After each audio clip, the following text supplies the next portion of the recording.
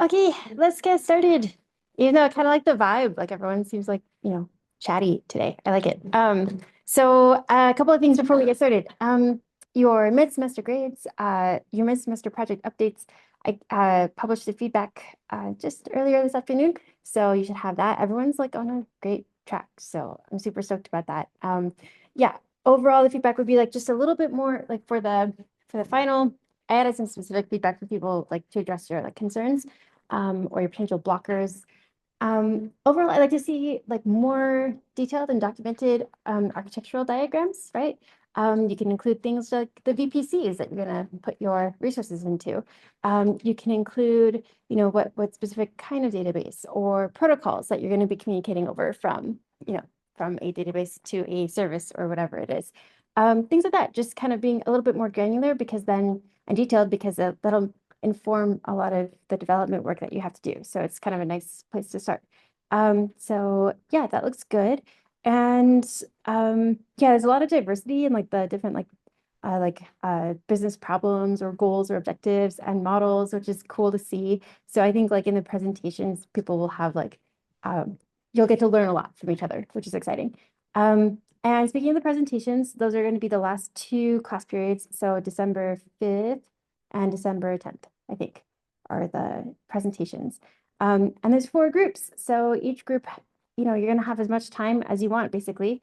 It's okay if we wrap up early. Like I don't expect you to, do a 45-minute presentation for each group, but it just means that like you can go into more detail if you want to. So you can, if you want to, if there's some code you want to show off, you can do that. If there's there's no requirement again to actually implement a UI.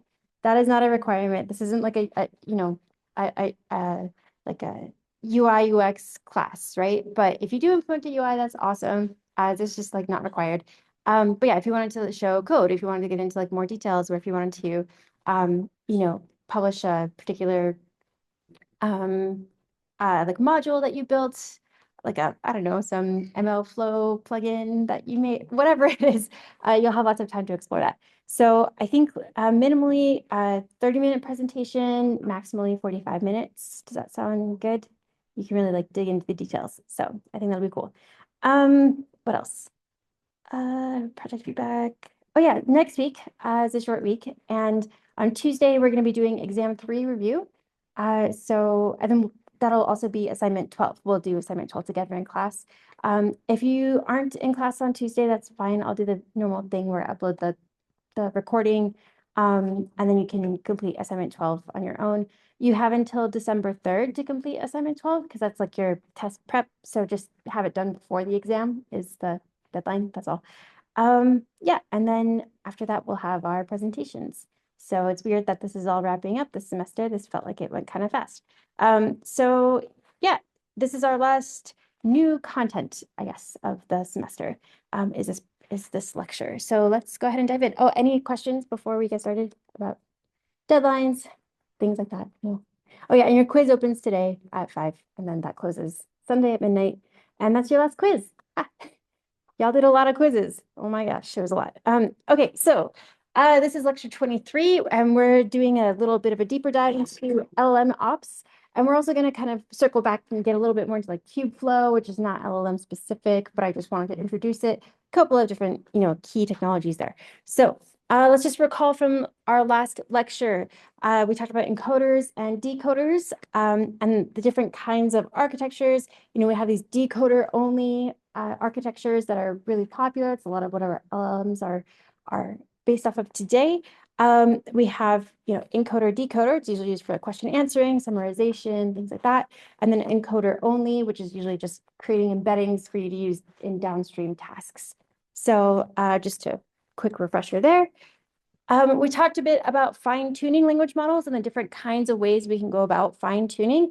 And, just wanted a little bit of background in that because fine-tuning your model is a key part of LLM ops, right? So we'll talk about some ways that different open source frameworks have implemented that functionality for you. There's instruction tuning or instruction following. There's dialogue tuning, and then there's also safety tuning, right? So safety tuning would be making sure that your model is not spewing a lot of racist garbage, right? That's pretty important to do. Like some of Microsoft's earlier models that just like went off the rails like that because there's not a lot of safety tuning happening. Um, remember that we have a couple of ways of improving our model's output. We have things like prompt engineering. So that's where you are going to, there's a few different kinds of prompt engineering: few shot, zero shot, chain of thought. It's ways of prompting your model to give better output based off of the input that you give it. And then prompt engineering can be a step in your LLM ops workflow as well. And those are things that you can start to integrate into your pipelines. And then we have different sampling techniques, right? So sampling techniques are, because remember, all these models are doing is next token prediction, right? So sampling techniques are going to look at the next most probable token or group of tokens, and then select from some number or some distribution of those tokens. So if you have, a greedy search would just be like the most probable next token. Random sampling over some distribution, right? You're going to say if the probability of the next token is greater than 0.7, sample from that distribution. That would be a very silly way to go about it, but just for example.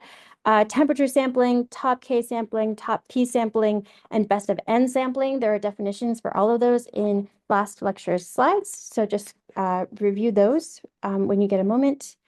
And then also we talked about some trade-offs, right? So quality versus latency or cost trade-off. And we talked about latency versus cost trade-off, right? Or latency versus throughput trade-off. So can someone give me a brief explanation of what a quality versus cost or quality versus latency trade-off might look like? What is your LLM's quality? Yes.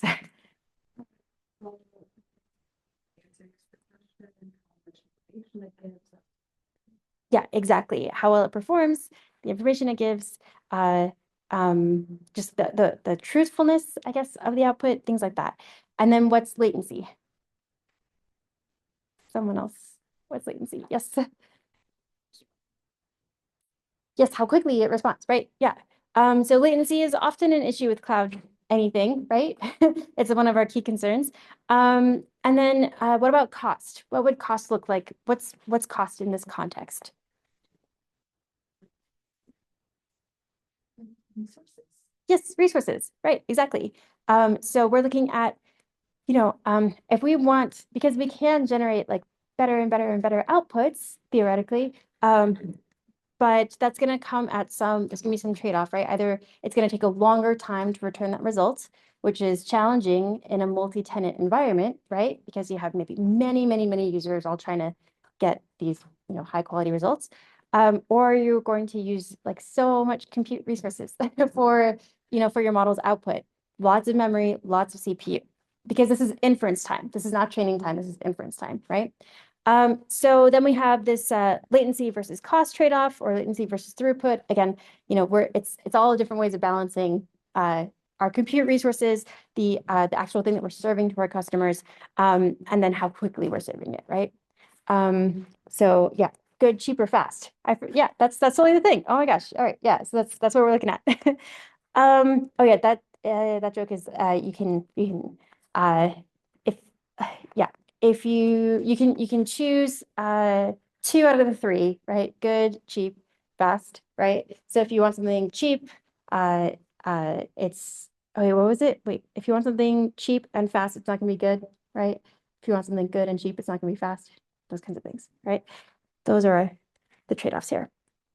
Okay, we talked a bit about retrieval augmented generation last time also. And yeah, someone give me a quick definition of retrieval augmented generation, or RAG. Someone else who hasn't answered yet? Yes.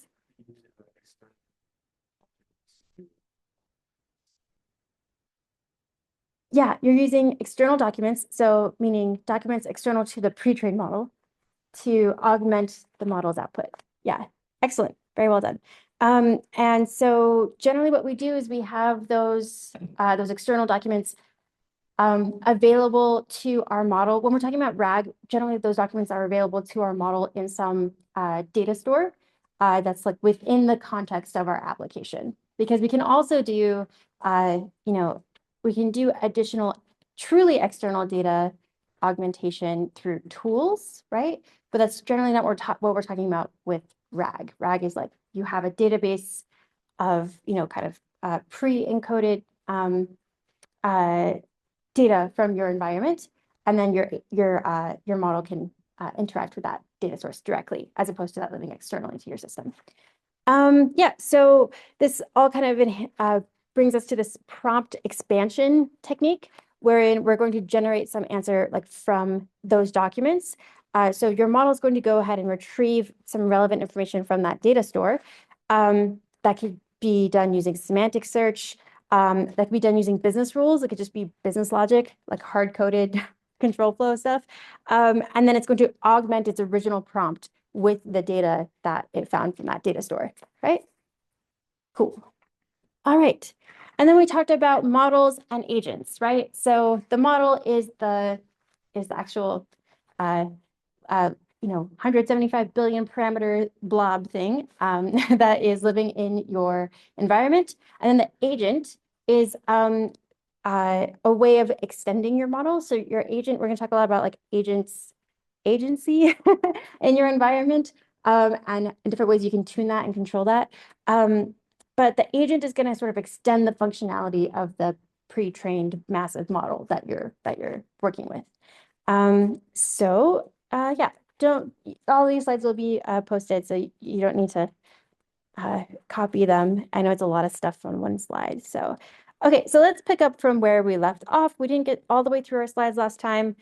Surprise, surprise, because I tried to fit 75 slides in one lecture. So lesson learned there. All right. So yeah, we were talking about, we're working with agentic, architectures. And we're talking about this idea of a cognitive architecture, right? So your cognitive architecture is going to be sort of the process, like flow control that your agent is going to use or take in order to achieve whatever task you're trying to do. So our process can be, our user is going to send a query to our agent. And then the agent's going to provide a prompt to the model and ask for the next step. The model is actually going to be returning like either the next step or a choice of next steps that it can take. And then it kind of goes from there. So you can have questions, you can have thoughts and actions. So the thought is going to be whatever the model returns as part of this cognitive architecture. It's kind of a clunky like metaphor, but that's what we're working with. Then the action is going to be the actual decision on what to do next, right? So you can use the thoughts from your model that are returned and also add some business logic, right? You can say like, okay, well, if what's returned is to immediately go query some external source for whatever, but I don't really want that. You can add in some parameters to tamp that down, right? So you don't have to let the agent just take whatever action it wants to. Yeah, so then the action, whatever decision that is made, there's an action that's taken from that. So maybe that's like, do a chain of thought, like I'll put a chain of thought context for this query, or go query another document database, or go query whatever it is. And then you have your observation. So that's going to be the result of whatever happened. So the observation is like the agent took some action, or the agent queried this, right?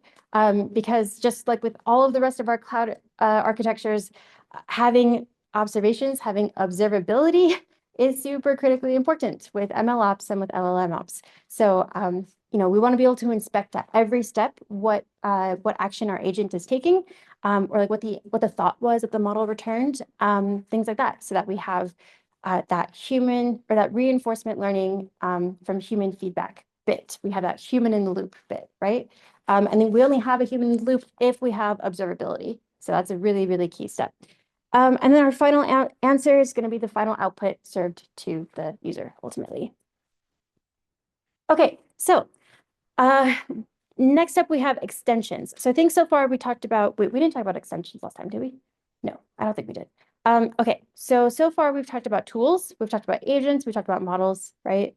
And so we have extensions. So extensions are going to allow your agent to execute APIs in like a general way, right? So regardless of the underlying implementation of how you've built your LLM or how your agent is existing within your cloud environment, the extension is going to like teach the agent how to use different API endpoints using examples, right? So we've seen that before a little bit with some fine tuning, right? So we have some like a few, like we have few shot tuning, right? Where we show a model a couple of examples of what to do in certain instances. Extensions kind of work like that also. So we're going to teach the agent, for example, what arguments to pass to an external API call, or what parameters are needed to successfully call some API endpoint, right? So with extensions and so extensions are going to help you like work with your tools, right? Your tools can go and query external APIs like the weather service API or Google Images or whatever it is.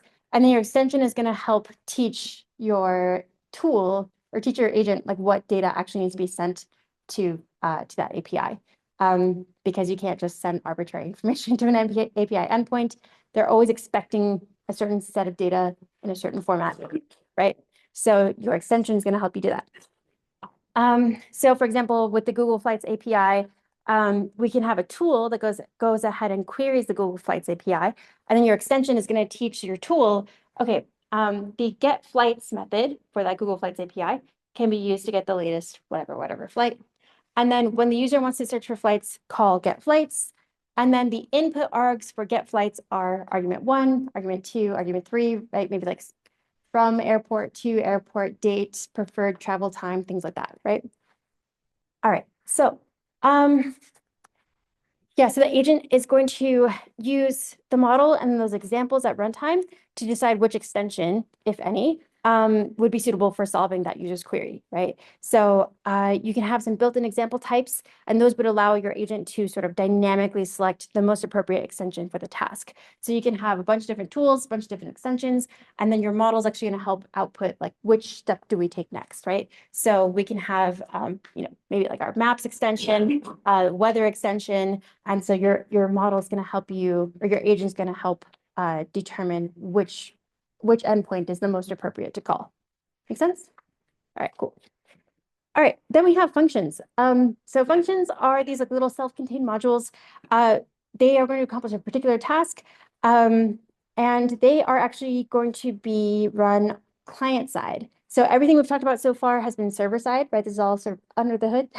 Functions are going to be client side. They differ from extensions in that the model is going to output a function and its arguments, but it doesn't make a live API call. And then the function is going to be executed on the client side, while the extensions are executed on the agent side. So yeah, the model can decide like which function to use and when, but then that's going to be done client side. So one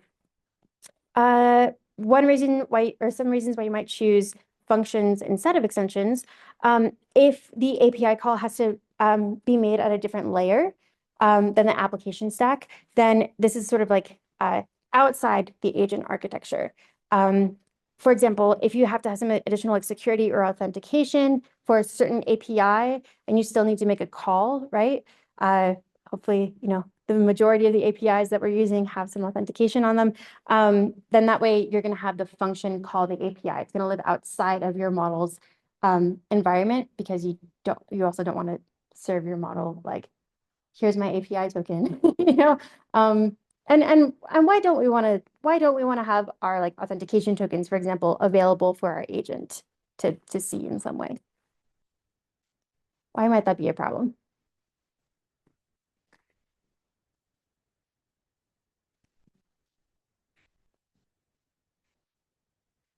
What does a token act like? What is a token really? Like sorry, in this context, I meant authentication token, sorry. Yeah, they're kind of like passwords, right? Sort of like passwords. So you're showing that you are authorized to take whatever action that you would like to take, right? So it's a way of authenticating. So why would we not want credentials more generally? Passwords, usernames, authentication tokens, SSH keys. Yes. Like if that model has access to it, you could get some of the information out. So like if you had something that wasn't using like a local model or something, you had some users, you could potentially get Yeah, exactly.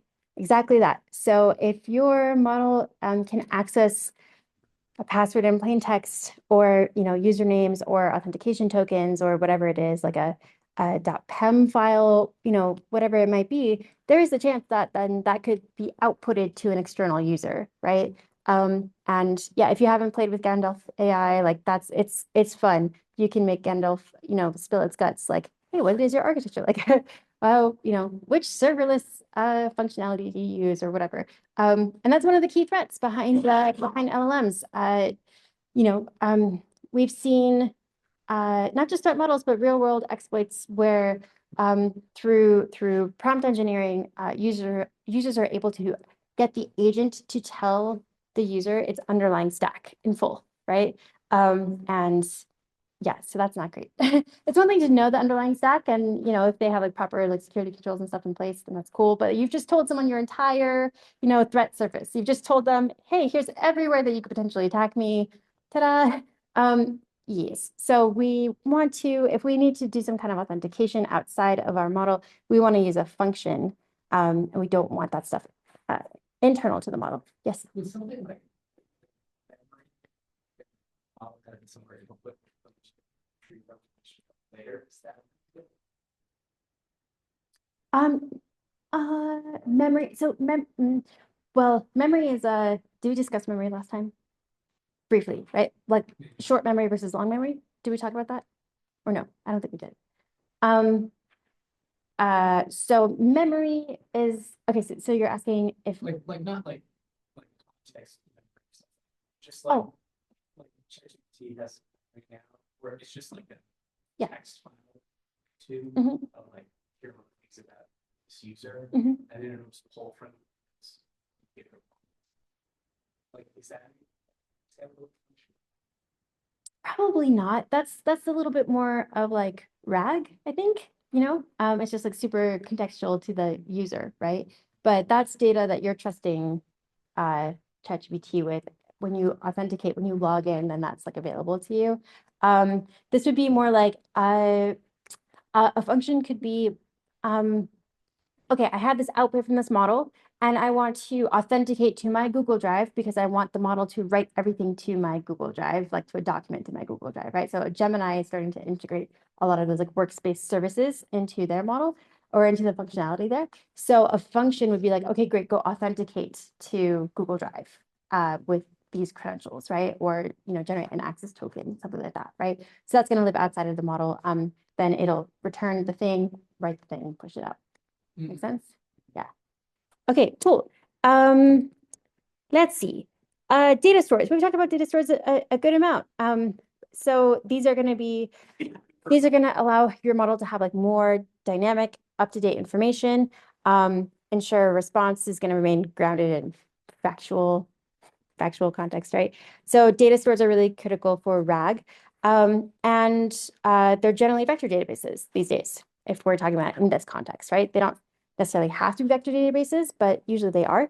And sometimes we'll use like document databases as a vector database. That's pretty common. MongoDB is a common solution that way. You just save each embedding like high dimensional vector as an embedding as a document into your vector database, into MongoDB. And yeah, so just to give another overview of this flow, the user query is going to be sent to an embedding model to generate embeddings for that query, right? So I'm going to say, what is the capital of Sweden? And then that's going to be embedded itself, right? So that's part of our pre-processing. Remember how I keep hammering about what are our pre-processing steps? We need them both at training and at inference. So this is an example of when we need that pre-processing at inference. So that's going to be embedded. Then the query embedding is going to be matched against the contents of the vector database using one of those vector matching algorithms that we talked about last week, right? So we're going to find what's the most semantically similar vector in this vector store. And then the matched content is retrieved from that vector database in text format and sent back to the agent. The agent's going to receive both the user query and the retrieved content, and then formulate a response or an action, and then that final response is sent to the user. So yeah, we discussed this like a little bit more in depth last time, but I think I think that's a better visualization of it. Okay, so tools recap. We have extensions, function calling, data stores. These are all kind of building blocks that you can pull into your LLM architecture. They're all foundational to your LLM ops, and they're ways of extending your model and help you with your agent's functionality overall. Okay, so moving on. Let's get into LLMs in production. What does this look like? And what are some of our, what are the key considerations for LLM ops versus ML ops, right? Okay, so, we've seen this a few different ways now. I'm going to keep just throwing more and more architectural diagrams up there because I think the more you see it, the more you get like an intuition for how this is going to go, right? So internal to our system, right, we've got proprietary data. Maybe we have some public data that's in a different database. Maybe that's some data enrichment. I don't know, like domain, age, and registrar information or whatever, if it's like a fraud system. And then you have your internal data, proprietary data. Those need to go through their own data processing pipelines, store those as vectors in your embedding data store. We have our LLM that's hanging out, our pre-trained LLM. Choose your flavor wisely. And then we have some fine tuning, maybe some few shot learning. We have examples that we're giving our LLM of what we want it to do better, right? How we want it to return results, how we want it to answer questions, things like that. And then you might even have like a context specific LLM that's like a much smaller language model. A lot of the ways that people are creating LLM guardrails is through small language models. So they'll create a smaller language model that detects foul speech, or a small language model that detects just things going awry, like the wrong language being returned in a translation task, those sort of task-specific things. There's some really cool tools out there. There's a company called Aporia, which I'm a big fan of. They do this really well. Just lots of small language models as a guardrail against large language model output. It's cool stuff. And then we have our LLM API. Yeah, obviously, just like with everything else, with all of the source code, we want versioning, right? We want semantic versioning. We want some caching. We want monitoring and observability, right? It's very important. And then outside of our LLM ops world, we can have reinforcement learning from human feedback. We can have our end user applications. Maybe that's mobile or web, whatever it is. And then we have our users obviously making prompts or asking for queries or doing tasks, right? So this is the vibe. This is the general outline of what we're working with. All right. So there's some key things, implications for LLM ops that we have to think about with LLMs. So with LLMs, we can have proprietary models that are behind paid APIs, right? ChatGPT. We can have open source models like your Llama models, and then you can have custom models that are fine-tuned for specific applications. Those would be like your CodeQL or your GitHub Copilot, those kinds of things. So your development process, you generally want to develop very incrementally. You want to start from something existing, some third-party application, third-party or open source model, and then end with your custom fine-tuned models, right? So kind of start large and then get more specific. And then, prompt engineering is now a part of your development process, which is not a thing with traditional ML. So prompt engineering kind of needs its own primitives. It needs its own files, its own data structures, right? It needs a store. So we've talked a lot about model registries, right? Or just artifact registries for our machine learning models. This is like another artifact that we need to start dealing with for LLMs. Let's see. Our serving infrastructure, when we are augmenting our LLM queries with some context, right? So maybe through RAG, we want to make sure that we're using vector databases to search for relevant context. Talked about that ad nauseum now.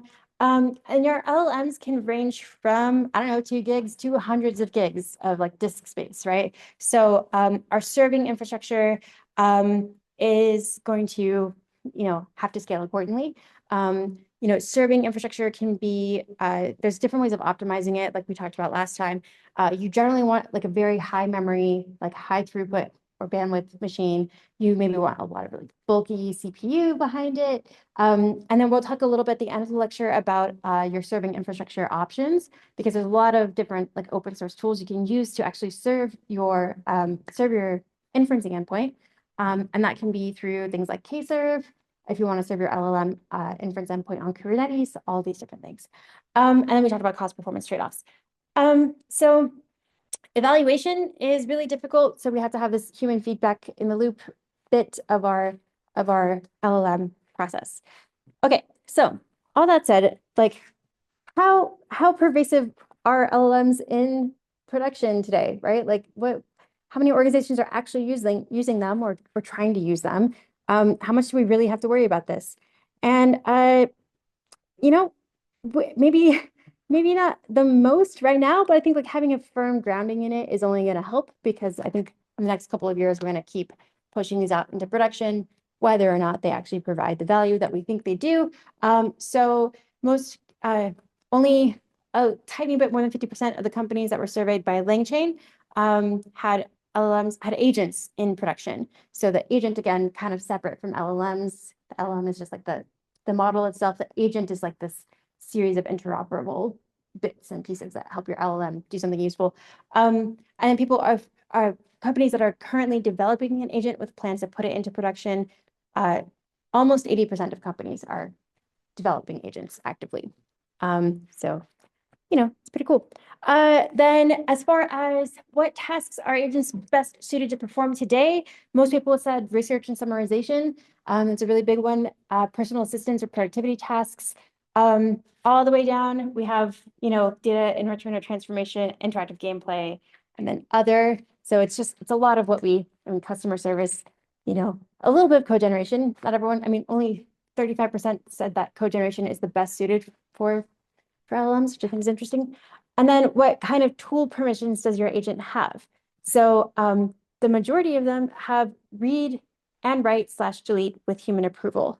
So we don't fully trust these. Like we trust them a bit, right? Read, write, and delete, that's significant, but someone has to say, okay, you can do it. Read only is followed closely by that, right? 42.9% versus 43.4%. And then read, write, and delete, only 13% of companies would allow just arbitrary read, write, and delete access for their agents. What do we think about that?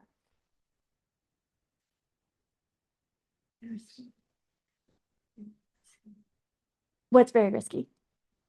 Delete something that might be. Totally. Yeah, absolutely. A model that has delete access can delete. What else? Who else has feelings about this?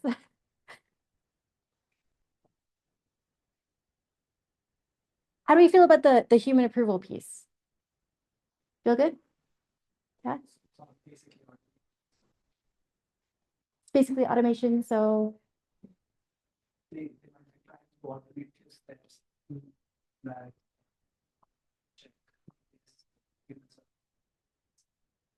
yeah. Okay. So yeah, they're trying to automate a few things, and so that final check is good. Yeah, so maybe it depends on what they're automating. I don't know. Yeah. Yes. Plays out why it the organization itself because it can be as a set out, so we'll just need to click an approve button if you're really checking what's going on in that your current without giving it to them. So it doesn't.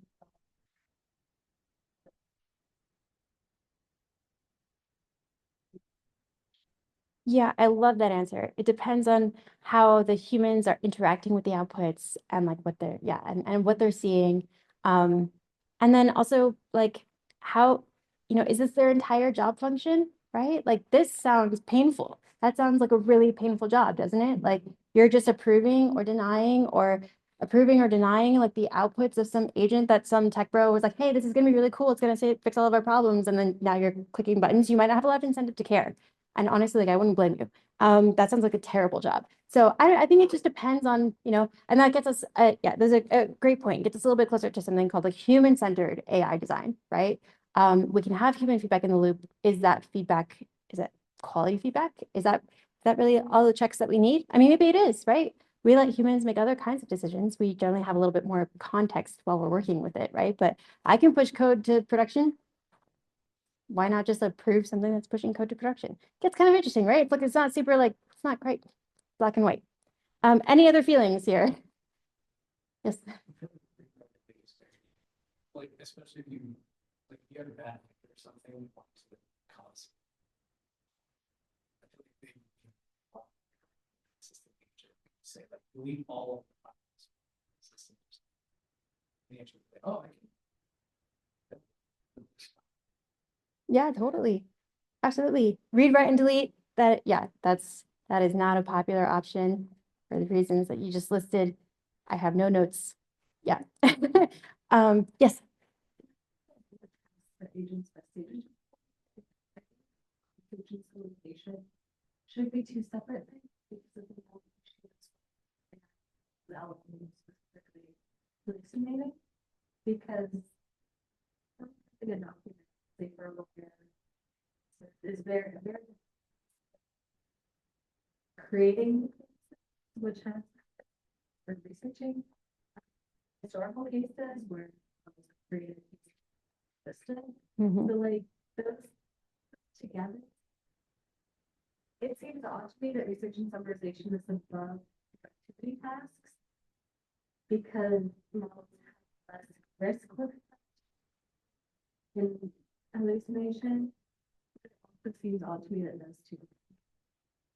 I don't disagree. Yeah. I think a lot of people don't like everyone, a lot of people have a very different idea of what research is, right? And I agree that summarization is a distinctly different task than research. And that's a really great example of why it's important to, so LangChain, we'll get into it in a little bit.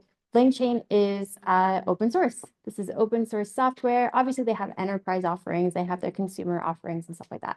But there's a good chance that this survey that they sent out to people was created by a community, right? And those communities exist online just like every other community. And so, you know, kind of keeping your ear to a lot of these open source development initiatives or getting involved in something like LangChain, you know, build a quick little extension for them or something, you know.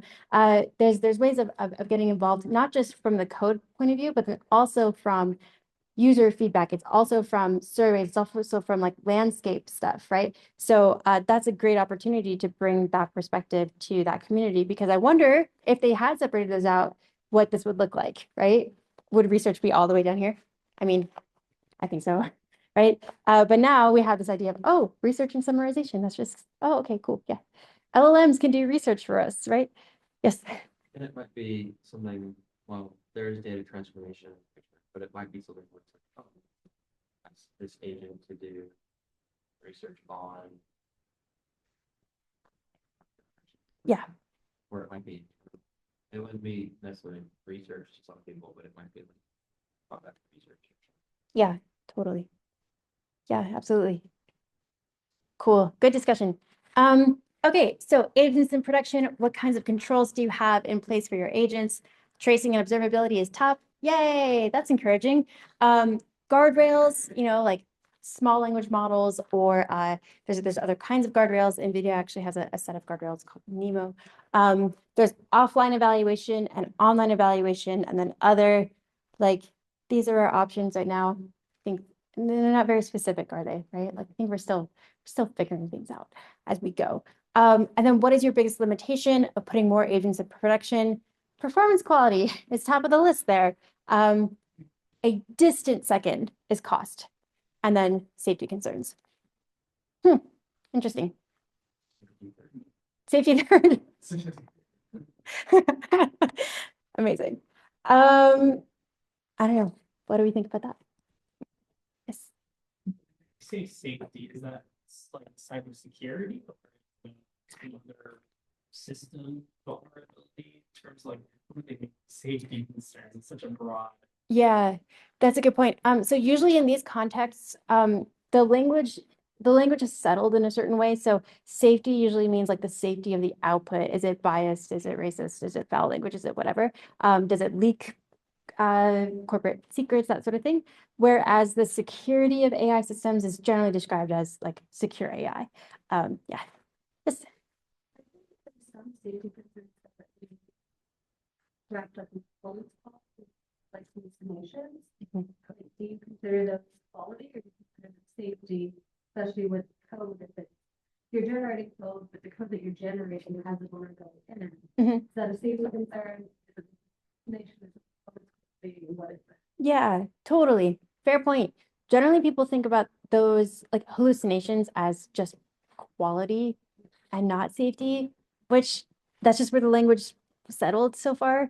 But yeah, that's a totally fair point. Yes. I think safety concern is more related to like, hey, generate me a script to generate a route or something. Yeah, totally. It's- Yeah. It's, can I ask the model to give me a malicious output or generate something for me that won't do malicious?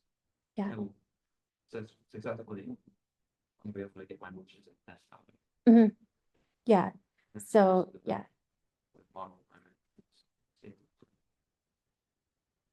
that's a good thought. Yeah.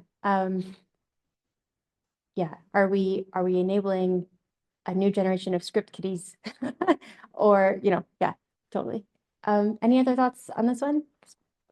Yes. What if that comes with Yeah. I wonder if it's maybe like a yeah, I would have thought that as well. Especially for yeah, well maybe it's just that there's not enough in production to actually incur a lot of cost because the quality is not that great. Maybe the quality is not there yet. So we don't have to worry about the cost because people are like, oh no, no, no, oh, delete, delete, delete. Yes. Not just fascinating, but some of when LLMs like started growing so much, I was interested. They were really big on like and there's this big talk here if we don't use large models and I'm gonna do that same way. Like I feel like there was such a if this isn't implemented right now, it's gonna be like behind that costs are coming down to exciting some of the conversations I was hearing. The term, so I did not hear many conversations related to cost, and I'm sure they were there. What we were hearing was a lot more about activity and how this was so new because of the returns that we have. Yes, and I wonder about the changes of the years now. Um, Totally. Yeah, great thought. And disaggregating our market by the size of the enterprise, I think, is a really important point to make, right? So I'm not sure the size of the organization you were with, but my guess is it's larger size. They're like, we don't care about money. Let's just do. So yeah, small organizations. I mean, I guess still across the board, like performance is still the most interesting, the biggest barrier. And then cost, has varying impacts. If you're a smaller organization, cost is going to be your second concern after performance quality. Yeah. Okay, so let's talk a little bit more about getting our models into production and the tools that we have available for us to do this. We've gone over this kind of diagram a bunch of times. I just wanted to as far as the visuals of LLMs, that's something that has not been established, right? A lot of the visualizations, like the diagramming around VPCs and serverless and Kubernetes, those are established, right? You kind of look at it, you're like, cool, we know what we're doing. We're not quite there yet with LLM architectures, so do your best. But I just wanted to show a handful of these. So one of the things that's interesting here is, okay, so we're going to select our model, we'll do our prompt engineering, we're going to evaluate our results. If there's room for improvement, we keep going. If not, we're going to deploy to production. Then we have our, these are familiar, A/B testing, canary deployments, and blue-green deployments. Those are some of our standard, production rollout deployment mechanisms. So let's talk about control flow in LLM systems. So now we're going to talk about chains and how chains and agents kind of work together and what their differences are. So as part of a set of steps before and after our LLM calls, I'm sorry. So our control flow is going to be this group of steps, and they can be sequential. They can be actually parallel. So that's kind of interesting. We think about chains as like one link at a time, but that's not always how this works. You can kind of do multiple things at the same time if you have a complex control flow. So each of the steps of like what your agent is going to do next is part of that chain, right? So we describe our chain as like the agent goes and queries this proprietary database, then the agent goes and queries some public database or makes a function call to go query some public database, those kinds of things. So those are chains. And if we have really, really strict processes in place, you know, where it's like hard coded almost, then we are going to have a really high degree of reliability as like those steps are going to be followed every single time, right? So this is going to be appropriate for more like industrial control systems if they're using LLMs. We want reproducibility is the most important thing there, right? Any kind of manufacturing, those sorts of things, reproducibility is very, very, very important. And if we want, we can go from that to like having our LLM sort of pick its own control flow. It's going to sort of generate its own control flow. And when we're doing that, that's when we're using a little bit more agentic, like the way we think about agentic architectures or agents, right? So the agent is going to give the LLM some degree of control over the sequence of steps in the application. Now, it doesn't have to be one extreme or the other. Either it's hard-coded logic or it's a free-for-all, right? We're going to have some combination of things in between. So in the human-driven bit, for example, like number one, that would be like if you're using GitHub Copilot. It's going to generate code for you, you accept or not, right? So there's the output and that's it. No other like interactions. The next step would be like human-driven, like number two, that would be like a basic RAG implementation, right? So there's one step of things it's going to do. It's going to, there's a query, it'll do some RAG, return a result, right? So there's like one additional step before returning a result. Then after that, we have chains, right? So that's when we start to get into, okay, there's multiple things that could happen, and that could be, you know, again, hard-coded or decided at runtime. And then we have something called a router. So the router is going to be, there's going to be, you decide the output of this step and then decide which steps to take. That's going to be part of the agent architecture also. So we call that a router, right? Like network routers, right? It's going to say, okay, cool, we're going here and I'm deciding the next hop, right? We're trusting it to decide the next hop in our network. Then we have like the fully agent executed side of things. So we have something that we call a state machine. I know, don't come for me, that's not my word, I promise. So we have a state machine. So the output's going to be decided, and then which step to take is also decided, but that could be many cycles of steps that could happen. And then a fully autonomous system is like, we are going to have the output, many different types of steps we can take, and then also decide which steps are available to take after that, right? So it just kind of keeps going. So we have this, basically the gist is like, you know, there's no additional steps, it's just LLM output, all the way down to the agent just does whatever it wants. So there's a range of things, right? We think about like routers as kind of the lowest level or the most restricted agentic approach. And so the router is going to allow an LLM to select a single step from a specified set of options, whereas a fully autonomous agent is going to be a long running agent, right? There's going to be a lot of stuff that it can do, a lot of options for next steps, next actions it can do. And it has complete freedom to select any sequence of steps that it wants for a given problem. Who feels happy about that? Anyway, okay, so let's get into LangChain. Who has played with LangChain already? Anyone? Yeah, that's okay. LangChain's super, it's actually kind of fun. It's like, it's low key. I mean, it's like the most ridiculous game of Legos you've ever played in your life. But it's actually kind of cool. So it's again, it's open source. So tons and tons and tons of community contributors, which is awesome. But it basically allows your users to build custom agents, again, through that chaining idea. So it's these sequences of logic that you can take. Yeah, so there's going to be, yeah, logic, reasoning, and then of course tools, right? So a lot of what the community builds are tools for LangChain, or they'll build extensions, or they'll build functions that then can be reused throughout the community. And so, yeah, it's just these like flexible abstractions and just like an AI first toolkit. So there's a few different kinds of things in LangChain that we can play with. So the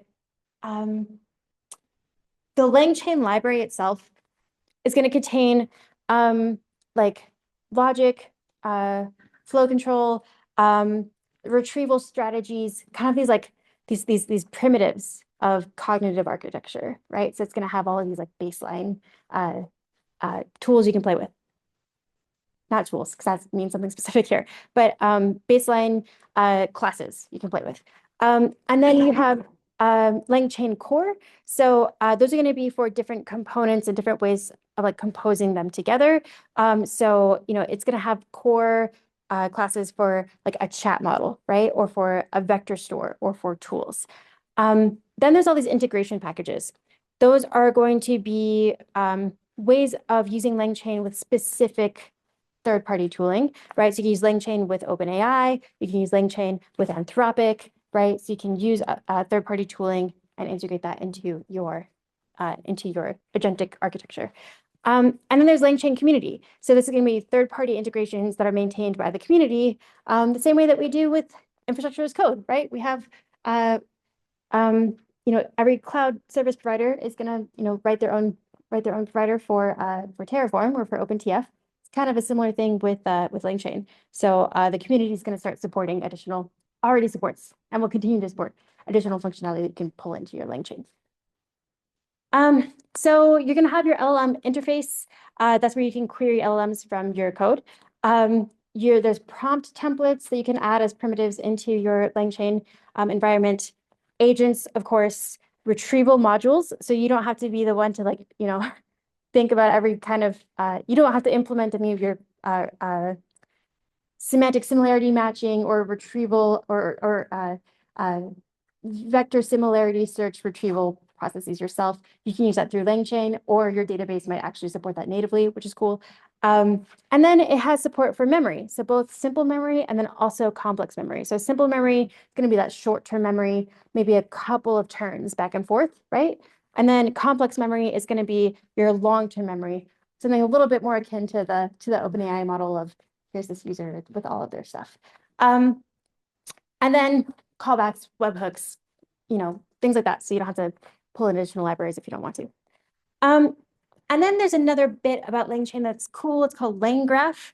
And that's going to be this extension that is aimed at building stateful LM architectures. So those could have multiple actors, like multiple agents, multiple applications, all kind of built in.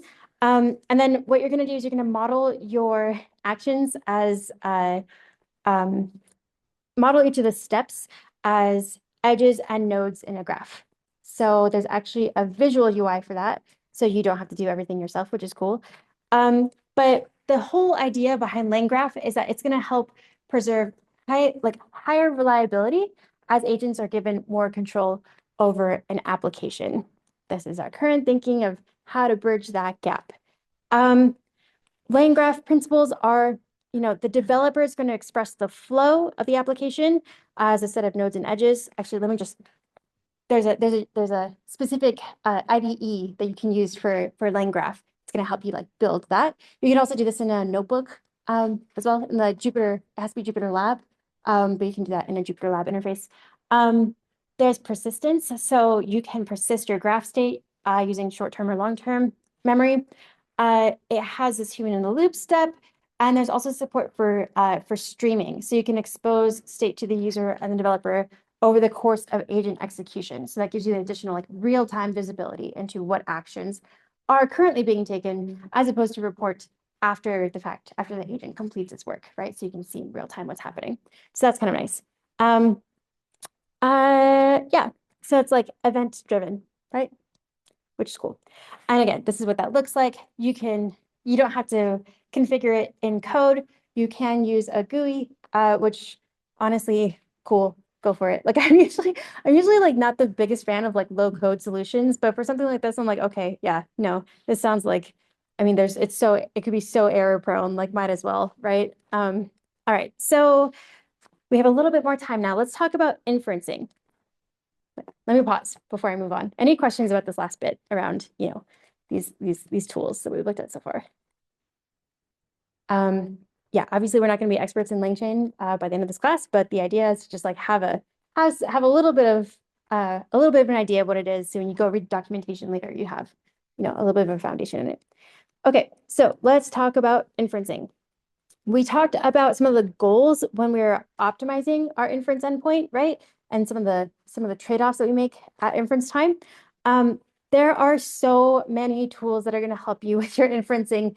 Don't build it from scratch. You don't have to. If it's something very simple, if you are serving like I don't know, a decision tree model or something, and you just use Fast API or Cherry Pie, you just expose an endpoint, and nothing is going to touch that outside of your VPC.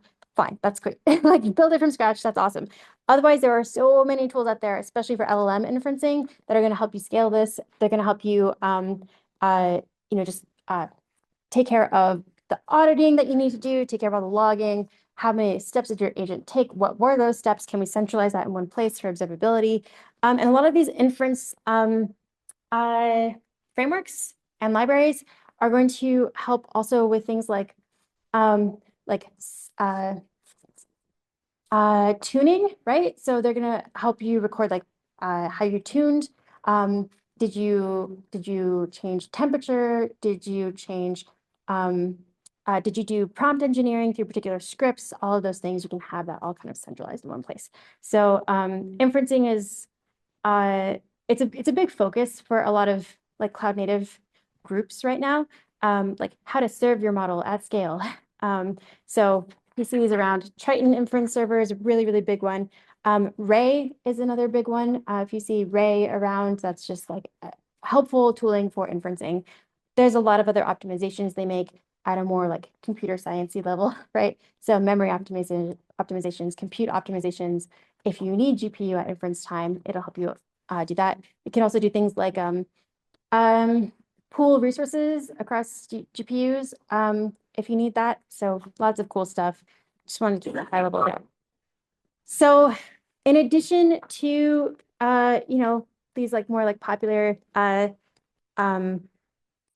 libraries, actually I'm going to skip ahead to Kubeflow and then come back to Open Platform for Enterprise AI.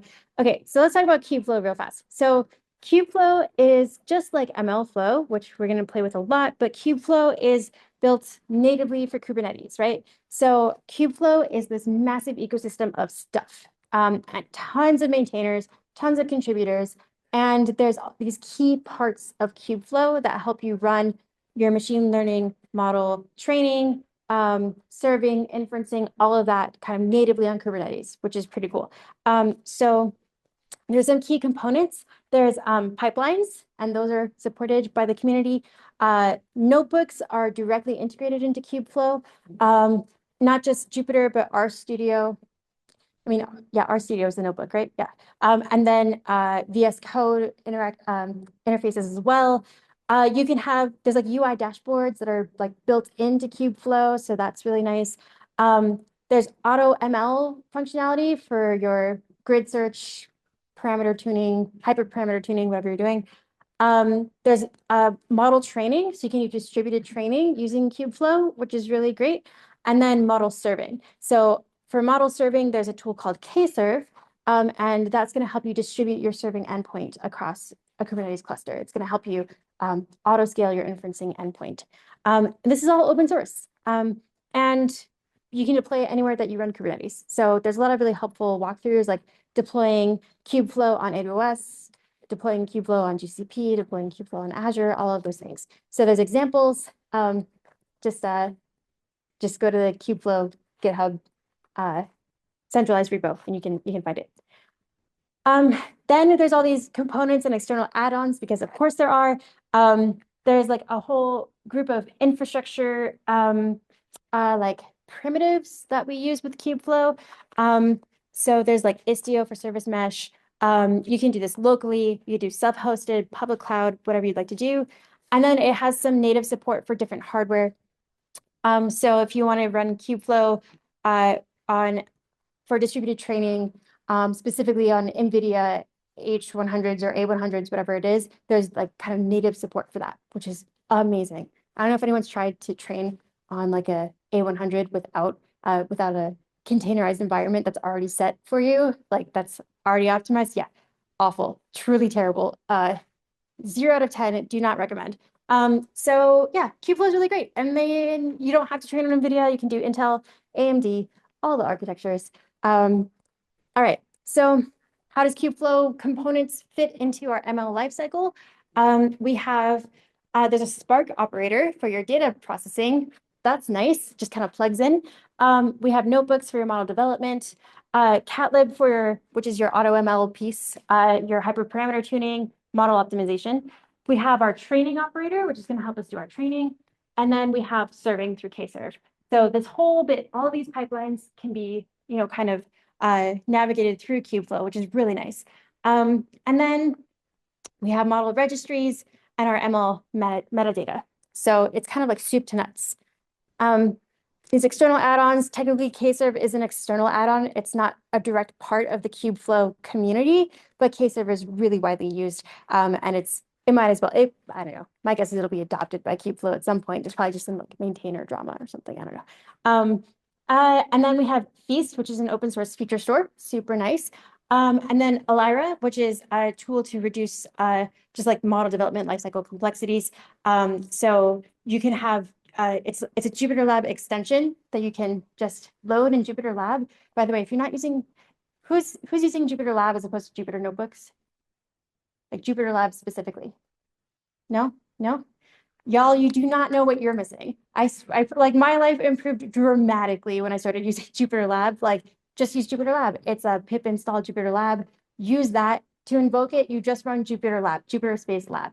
There's a huge amount of extensions that are just there waiting for you. You can interact with your file system directly from your notebook. You're not like, whatever, pulling things in and out. Jupyter Lab is the best. Highly recommend. In fact, I'm going to build that into next year. I don't know, as like a requirement. Like install Jupyter Lab. I promise you, you're gonna, yeah. There's extensions. You can use Elira in Jupyter Lab and view your Kubeflow pipelines from your notebook, from the same code that you're writing your model, building your model in. So highly recommend. All right, let me backtrack to Open Platform for Enterprise AI. This is brand new.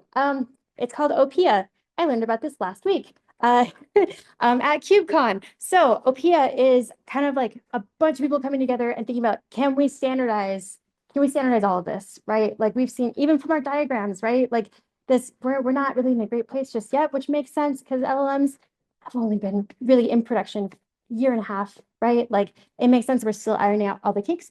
Same thing with machine learning. I mean, it's kind of the Wild West sometimes, right? We're all just sort of picking and choosing. If you're looking for like a reference architecture for machine learning, it's kind of there. If you use SageMaker, SageMaker will be like, we are the reference architecture. That was supposed to be funny. But with the Open Platform for Enterprise AI, this is a group of contributors. I encourage all of you to get involved, who are kind of trying to create reference architectures, meaning like sort of like the blueprint that you can then like adapt, learn from, do whatever, however you want to, in different ways. But like, how do we do this more? Like, how do we centralize our language, right? We've talked a lot about language usage. We've talked a lot about how things have sort of settled. I don't like that we call AI, that we mean generative language models when we say AI. I don't like that. I think that's lame and imprecise. But that's where we are. So it's like a group of people who are all trying to centralize language, kind of build out some standards in a way that helps us with our implementations, because we don't really have truly best practices yet. We're still coming out with, what the standards are going to be. So get involved making the standards, and then you can brag to your grandkids like, oh, hey, like I built the reference architecture for RAG flow or something. They won't care, but you will. It'll be cool. Yeah, so that's all I have for you today. Are there any questions before we wrap up about any of this? No? Cool, yeah, try out Kubeflow, try out LangChain. You'll work a lot with MLflow in the next couple weeks. And yeah, that's our last lecture. I mean, we'll do reviews and stuff, but that's what I have for you. Thanks for hanging in there with me. I hope this wasn't too crazy. So thank you. Thanks. Thank you.